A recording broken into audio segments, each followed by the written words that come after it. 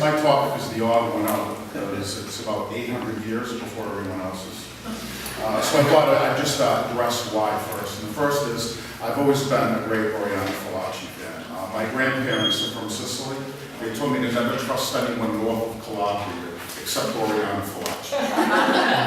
Right? Her you can actually trust, right? So that was one. Another is the actual title for it, the force of words, because it's a phrase that Roger Bacon uses all the time in a very different context, veritas vero, right? Literally the force of words.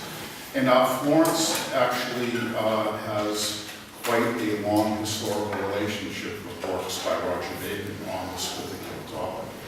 Manuscript that I'm working on, out of 8 of the surviving copies, 2 originated from Florence.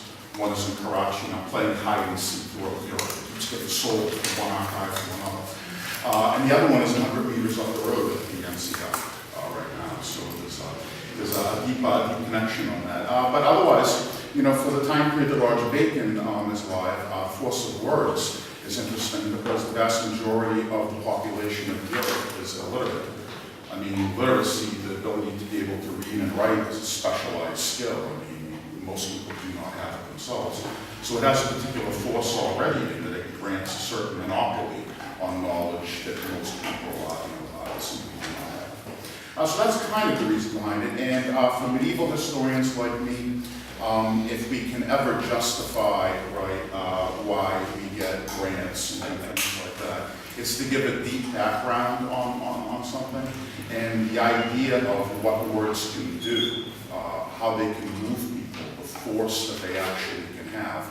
A medieval perspective, it's very different from our modern perspective, but it's useful to have a little bit of a backdrop. First of all, as far as Roger Bacon goes, he has become very, very legendary, being seen as like the first modern scientist, right? Which is ridiculous to say for someone in the 13th century. Someone ahead of his time. I mean, there is no one ahead of their time. That's ridiculous too. He was decent in mathematics for the time. He probably is the most important person in optical theory until Kepler in the West. He really, really understood that.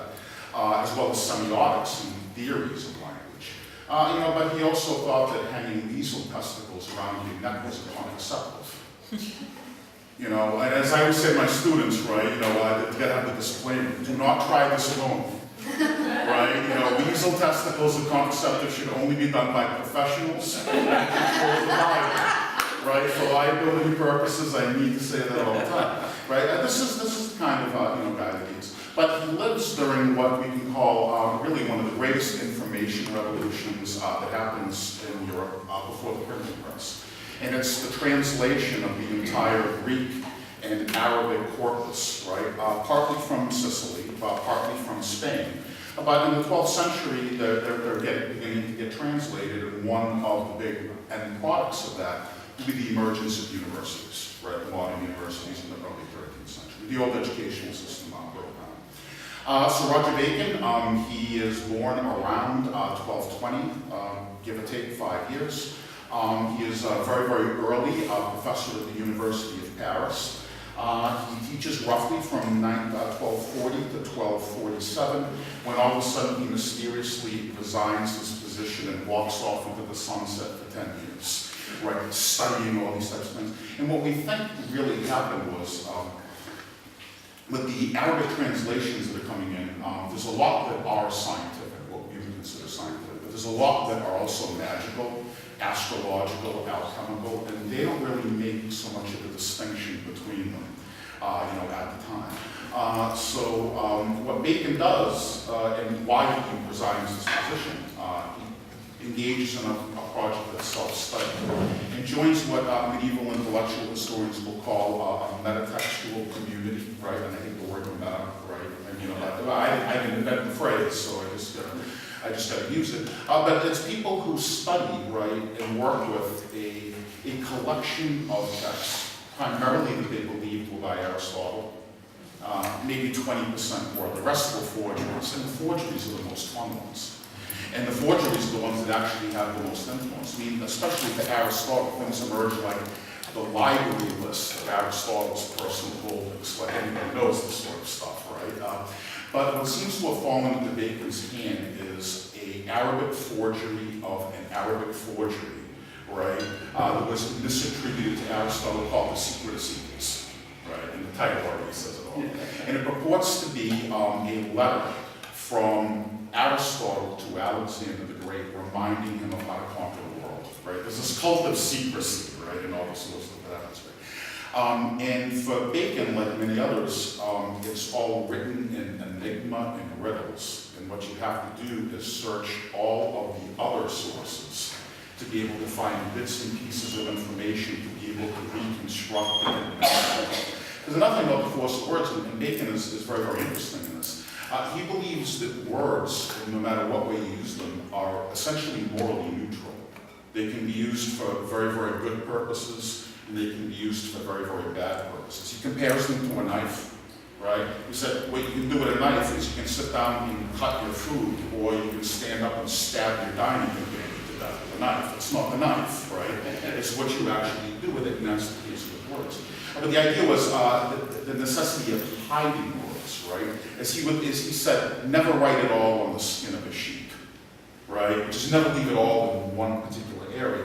So knowledge is so important, it's so potentially devastating, that you need to sort of spread it out and eventually be able to piece it together. So Bacon joins one of these sort of metatextual, as it's called, communities, and then spends about the next 20 years trying to reconstruct what the big secret was that Aristotle was trying to tell Alexander, right? And it's full of things like, take the stone that's not a stone, and the egg that's not an egg. I mean, you can see why it drove him nuts for 20 years, right? And I mean, it's a Rorschach test. You can make anything that you want out of it. And by the time he emerged from that, he was convinced that all of history was driven by an attempt to reconstruct the secret scientific knowledge that God gave to Adam after he got booted out of Eden, right? And a group of people started to put it together, and they misused the power of these words. What people used to make themselves into false gods like Apollo, right, and things like this, right, is the ability to conceptualize a thought in your head, right? And through the proper spoken word, be able to take the thought that is in your head and make it a tangible, physical reality through voice. That then, the example I like to use is like a virus.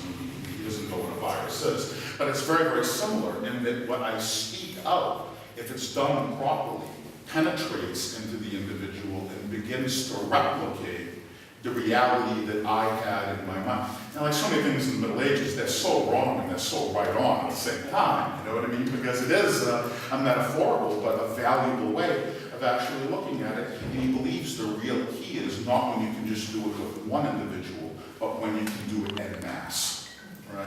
When you find a way to be able to address mass groups of people, to take the idea that you conceptualized, right, and through proper spoken words, physically transform reality. And that's where I think he differs from us. We think he can motivate people.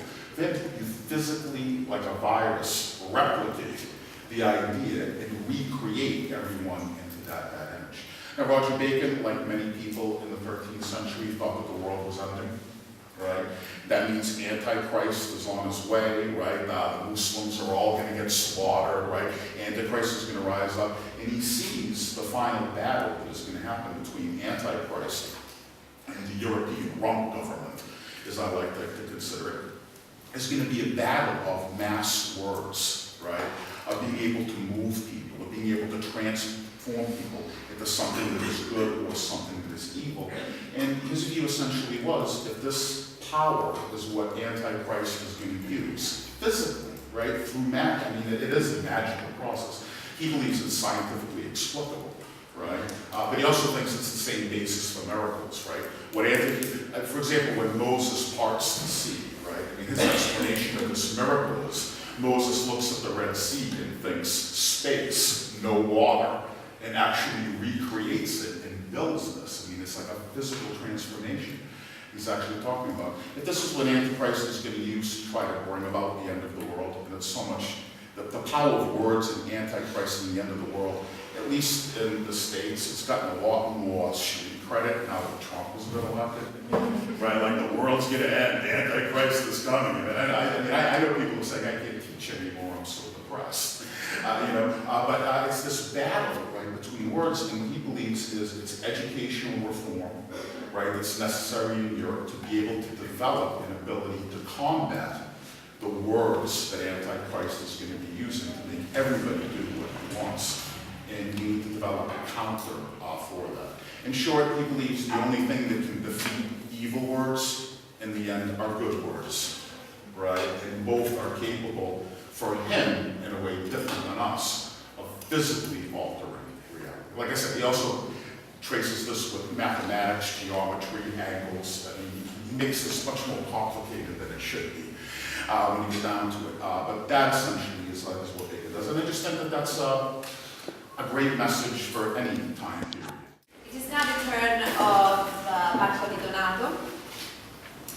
Marco currently teaches history of Islamic countries and Islamic thought at the University of Trento, but he has worked here last year.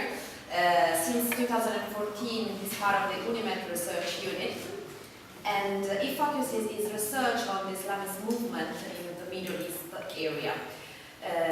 With today's speech, he joins the international debate, a large one actually, about Islam, but he tries to demystify some common perceptions about Islam through the analysis of the Islamic narrative in Western media and vice versa, the Western representation in Arab and Muslim world countries. Thank you very much. Thank you very much for the organizer for inviting me for the second consecutive year. And so it's true, we will try in this 15 minutes to demystify some concept about Islam in the media representation and vice versa. So first of all, when we discuss about Islam, what we are looking at, the main problem is that if we look at the religion, or we are looking at the reconstruction of religion.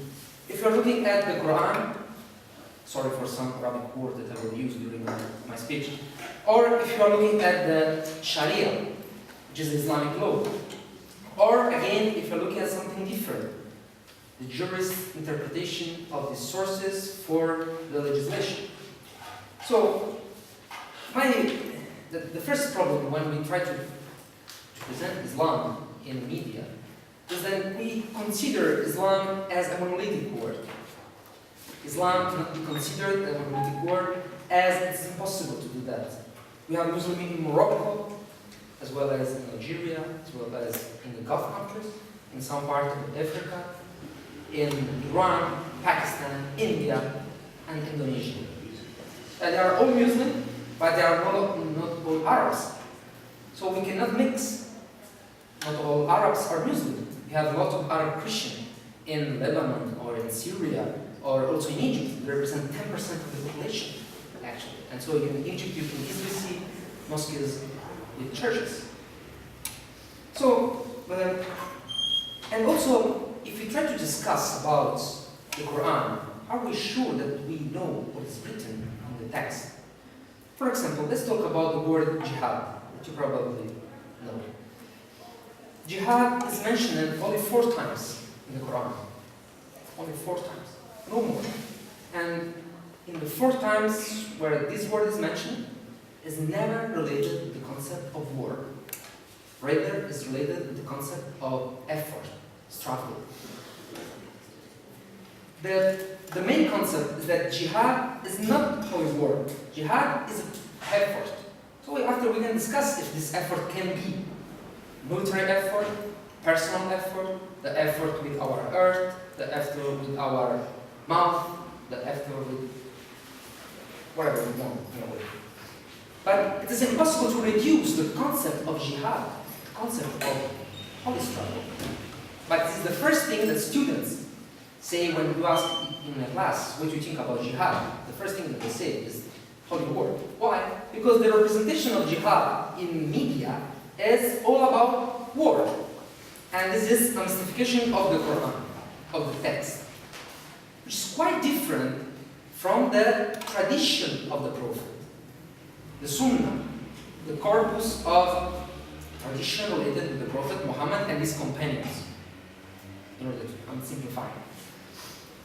In the Sunnah and in the elaboration of jurists before the 10th century, yes, we find that Islam, the jihad, as a war in order to conquer other countries or other territories different from the Arabian Peninsula, where Islam was revealed to Prophet Muhammad, etc. But, and in the sense, so we are, okay, in the Sunnah and in other sources, we have the representation of jihad as a war, as is true. You cannot deny that there are full of books about jihad, about the rules of jihad, rule of martyrdom, etc., etc. But are we sure that the violent model was the main model of conquering territories in the first days of Islam? This is not true, as demonstrated not by me, which is not very, but by Fred Donner. Fred Donner is a professor, and he wrote a book about the origins of Quran and the origin of Islam, saying that it's not true that the first violent model and then Islam expansion was made using weapons. It's the opposite. It was using treaties. So it was a very, for example, Damascus was conquered by treaty, not by violence. Alexandria of Egypt, I'm not talking about small cities. And this is very clear, not from ideological elaborations, but from archaeological evidences. From archaeological evidences, we know that the ancient city was preserved by Muslim conquest. And also, this is very clear from the cultural point of view if we look at Iran. Why in Iran they continue to speak Farsi? Why? Because they made an agreement. The Safavid Empire made an agreement with Arab Muslims, say, okay, we want to maintain our culture, but we will adopt Islam. And so, the conquest taken another form. So, the jihad is obviously in some derivative form in Arabic. Jihad is present in the Quran either 25 times, but only 11 times as war. But not in the word that you know. Jihad in these terms, jihad is never related with war. Some verbal forms are related with war, but not the word itself. It's very important because in Arabic, words are very, very important. And also when we try to analyze the Quran, more or less all the chapters of the Quran starts with a very, very precise indication. In the name of God, the Merciful. It is Basmala, is the beginning of each chapter of the Quran, more or less, for some exception. But this specific word, merciful, is composed by 3 letters. R-H-M. And R-H-M are the same base for the creation of another word, which is the mother womb. Meaning that God is merciful, is mercy as a mother. So, it's the message of the Quran which you can interpret it in different manners. And this is the main problem. Because we can have different interpretation, different reconstruction. And if we consider that this is the main problem for Islam as a religion, because it is not the problem of the message, it's the problem of how male-dominated culture uses that message. This is according to my honest opinion, obviously. The problem is that how we organized the 4 classic schools after the end of the Prophet, and how they decided to put in a corner women's rights, because they were all male and they were discussing there was a creation for a male-dominated culture. There are a lot of studies nowadays in contemporary world of feminists, and probably my colleague Margarita Picchi can discuss on the issue better than me. They try to contextualize the text, saying in the Quran we have a message, and we have two kinds of messages. The first one is a universal message, and is the first message revealed during the Prophet Muhammad staying in Mecca. And this is the universal one, and it's about mercy, it's about medietas, it's about piety. And this is the second message, the message revealed during the months of Muhammad in Medina, which is actually after the Hijrah from Mecca to Medina, which is actually related only to that time, that historical period. We cannot use the message of Medina as a universal message, but instead we have to use the message of Mecca, which is really related with is in line with the two monotheistic religions. In the Quran, in the text, you will find figures such as Jesus Christ, the Virgin Mary, the reference to the Torah, New Testament. So it's in line with a very specific tradition, it's aligned with a very specific prophetic model.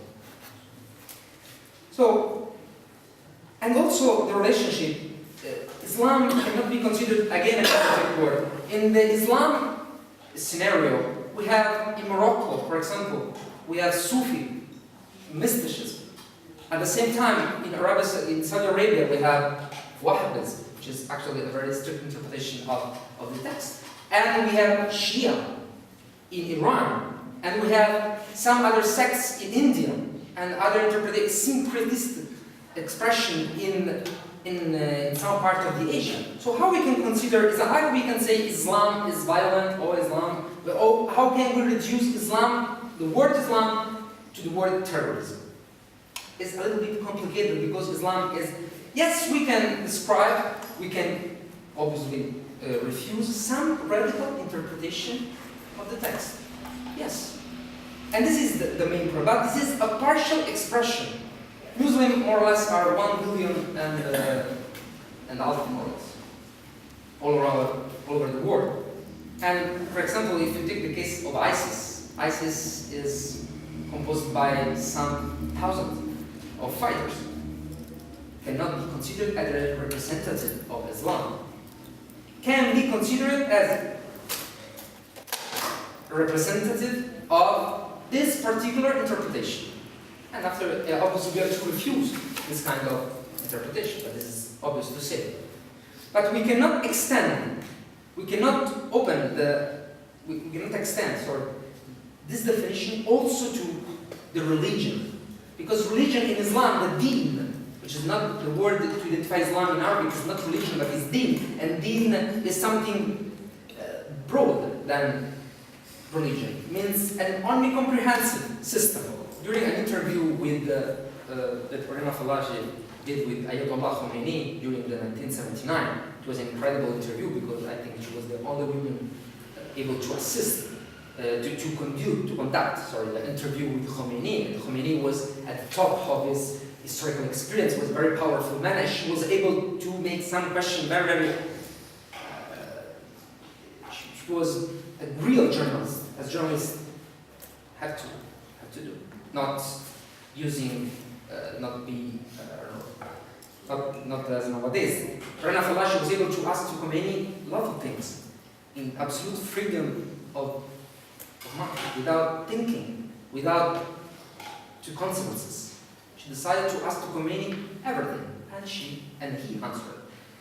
And there is a particular passage where, in the interview where she asked to Khomeini, what is your relationship with modernity? How you can use air conditioner or television or phone if those are results of the evil, of the Western evil. And Khomeini answered in a very particular way, saying, look, we cannot refuse all the Western scientific and technological results. We can say, yes, we will use that, but we will Islamize the concept. Is that Islamization of modernity, in a way. So, what is my interest is to show that in the religion, in Islam, we have resources in order to promote something which is absolutely different according to the interpretation. And we have to push in this sense. Because in the message is not radical.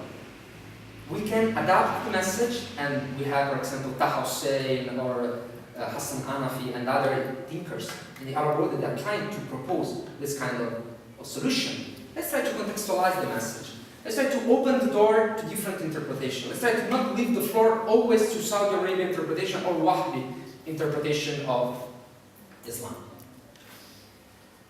And if we have resources, we have to interact with those resources and not deny those resources, putting everything in the same field.